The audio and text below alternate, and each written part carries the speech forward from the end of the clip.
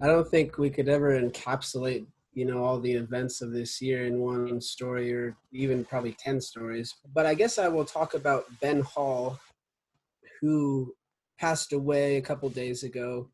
He spent 23 years in prison, like 23 straight years, and got out in the middle of the pandemic. He got out in April. And so it was right in the middle of when things started to get pretty bad with protests and just heavy. There's just smoke. There was like the wildfires in the Pacific Northwest, and there was, if there wasn't wildfires, there was the police tear gassing everybody. You couldn't even go out at night. You couldn't breathe. And all he wanted was like to be there for that and be in support of that, for that kindness. Like, we need to show concern, we need to care, we need to do something. And he went to a few protests, like took it upon himself to learn the problems and like learn a lot of things about social justice and racial justice when he was in. And he came from a much more violent prison than me. He came from Oregon State Penitentiary, the only place in Oregon that has a death row still. It's such a hard thing to do, to spend that much time, decades of your life in a place still able to see harm that's being done and still care about it, and still want people to be genuinely kind human beings and kind of do their job in an empathetic way.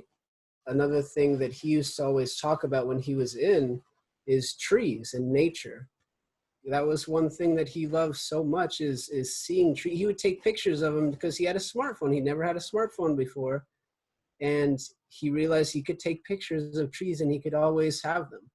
And he went out of his way. He tried to hike. He hiked with people from Liberation Literacy, a nonprofit I'm involved in. And he would stop every time, like there was like a big tree, and he would take a picture of it. He would touch it. He would hug it. He would talk about it.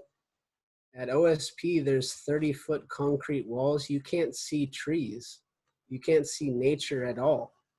And he spent the first 2 decades of his prison sentence at that prison.